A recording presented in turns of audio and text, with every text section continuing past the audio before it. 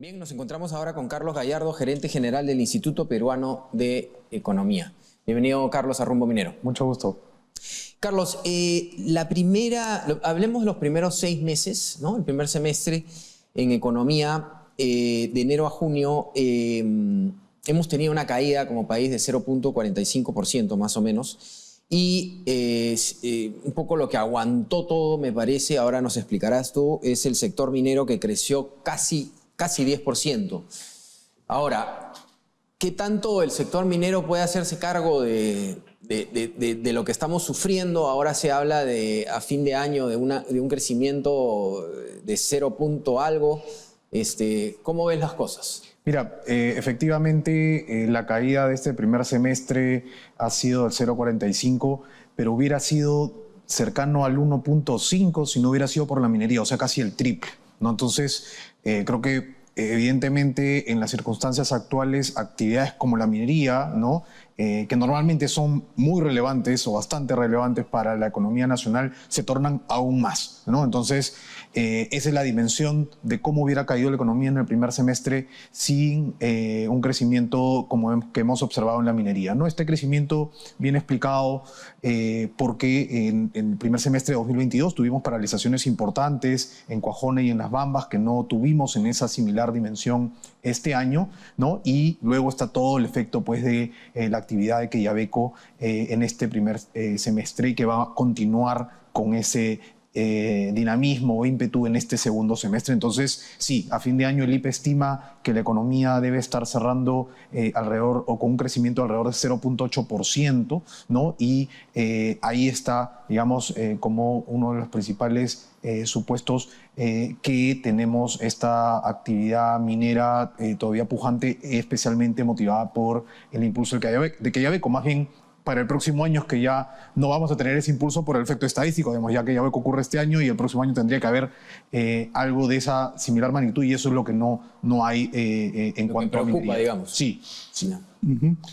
Carlos, un poco Julio Velarde, presidente del Banco Central de Reserva, hace algunos días dio un panorama económico global, regional y nacional respecto a la importancia del cobre como catalizador para la recuperación macroeconómica, a pesar de la desaceleración de China respecto al tema del cobre. ¿Qué oportunidad estamos perdiendo al no tener proyectos mineros importantes a futuro de la magnitud de Quellaveco, tener a un Tía María paralizado que podría salir adelante y resolver de repente muchos de los problemas que tenemos actualmente económicamente hablando? ¿Y cómo visualizas el sector de acá unos 5 años, como te repito, teniendo en cuenta que no tenemos proyectos mineros de gran envergadura? Mira, efectivamente la demanda, digamos, por el cobre en los próximos 10 años va a ser 3, incluso se habla de que se va a triplicar esta demanda motivado por esta economía verde, que lo ha explicado el presidente del Banco Central, y Perú tiene la gran oportunidad, ¿no es cierto?, de ser un proveedor mucho más relevante del cobre a nivel mundial, porque tiene, pues, está entre los 3 primeros países con mayor recurso probado, pues, de este mineral, ¿no? Entonces, la oportunidad es grande ahí porque si lográsemos aprovechar esta mayor demanda, ¿no? Sin duda la minería genera en primer lugar mucho valor agregado, tiene un efecto de encadenamiento sobre otros sectores y ahí hay un crecimiento económico no solo del sector minero sino en otras actividades económicas. Tiene una oportunidad también o un efecto importante sobre la recaudación. No olvidemos que estos últimos 2 años han sido pues recaudaciones récord motivados por los mayores precios del mineral a nivel internacional y la mayor producción también, y tiene un impacto directo también sobre el nivel de empleo, ¿no? Por estos encadenamientos que tiene, se estima que la minería emplea directamente, esto sí es un valor observado, digamos, a más de 200.000 puestos de trabajo, pero indirectamente genera en total cerca al 1.800.000 puestos de trabajo en toda la economía. Entonces, hay efectos importantes en crecimiento, en recaudación, en empleo y finalmente en reducción de la pobreza, ¿no? Entonces, todo eso es, digamos, el tamaño de la oportunidad que podríamos tener, pero como mencionas, tenemos proyectos de gran envergadura, pero están en eso, en proyectos, no están en la cartera de inversión del MINEM de 46 proyectos, solo 12 tienen fecha definida, ¿no? Los otros 34 están retrasados, ¿no? Los retrasos, como mencionas en Tía María o en Conga, pueden ser en promedio de una década, ¿no? O sea, debieran haberse puesto en marcha, ¿no? Ni siquiera iniciados, sino ya puesto en operaciones hace más de una década. Y eso es un poco la preocupación que comentaba al inicio, que tenemos hacia los años que se vienen, ¿no? Si no logramos destrabar estos grandes proyectos, que yo creo que pasa por esta mayor calma, tener una mayor calma política y social que atraiga inversiones, pero también en el destrave, en toda la burocracia alrededor del desarrollo de un proyecto minero, difícilmente vamos a ver que esta situación de la cartera cambie en los próximos años, ¿no? La oportunidad, por ejemplo, de destrabar proyectos como Michiquillay, Safranal y Los Chancas, te podría ampliar la frontera de producción de cobre en un 20%. Eso te podría asegurar 2 puntos de PBI adicional cada año en los próximos 10 años, ¿no? Entonces, ese es el tamaño de la oportunidad, o sea, de poder crecer alrededor de 2 puntos cada año si es que logramos destrabar proyectos de inversión de unos $7.000 millones vinculados al cobre que te permita ampliar tu producción en un 20%. Ese es el tamaño. Ahora, entremos a la parte de qué se hace con el dinero del canon, regalías. Estamos viendo la ejecución de las municipalidades, gobiernos regionales es bajísima, ¿no? No tienen las capacidades para poder ejecutar de la manera correcta como manda el SNIF y todas las regulaciones que necesitamos para que eso no vaya pues a un monumento al sombrero o a la hamaca.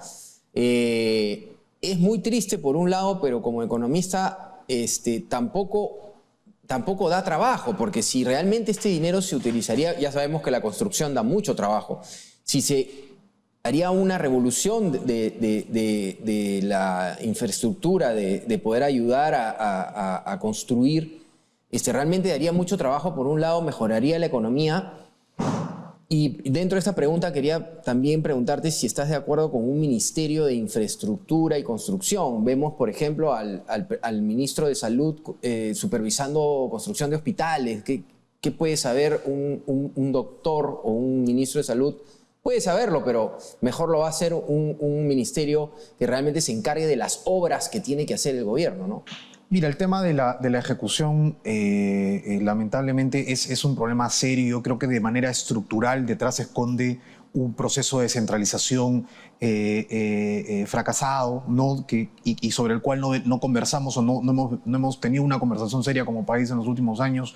Y mientras eso no se resuelva, que requiere mucho más tiempo, es una reforma estructural, va a ser muy difícil compensar el hecho de que efectivamente, como has mencionado, los gobiernos subnacionales ejecutan poco, ¿no? En promedio, solo 2/3 de su presupuesto por transferencia de canon y regalías en los últimos años. Ejecutan poco y tienen muchas necesidades, ¿no? Es un montón.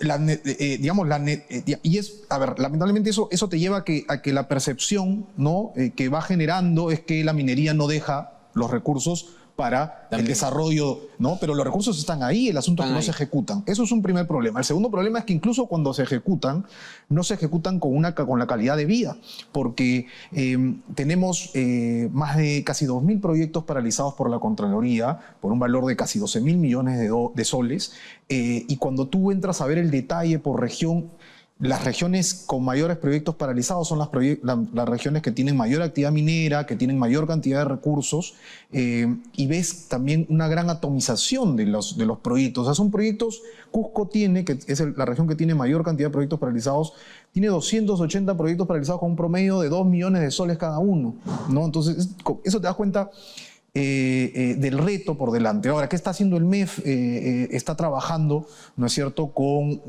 una cantidad de gobiernos subnacionales, alrededor de 400 gobiernos subnacionales priorizados en hacer esta ejecución mayor y con mayor calidad. El reto es grande, ¿no? Yo creo que armar 2.000 equipos competentes para hacer inversiones es casi imposible. Con 400 el reto ha sido grande. Creo que si no resolvemos estos problemas estructurales de la descentralización, no se va a resolver esto. Sobre el ministerio, creo que busca resolver en parte estos problemas, ¿no? Pero creo que si no resuelves también los problemas que se ven, solo que a diferente escala a nivel nacional, la verdad que llámale al ministerio o llámale la NIN que recién se aprobó por ley, no va a realmente resolver el problema si no terminamos viendo los principales problemas, ¿no?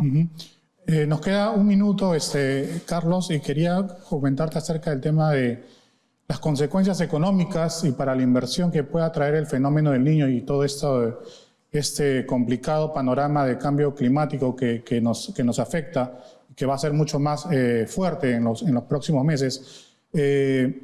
¿Cómo puede afectar esto a la minería directamente? Mira, la minería puede verse afectada en la medida que se cierren las vías de acceso que les permita llevar insumos necesarios para la producción.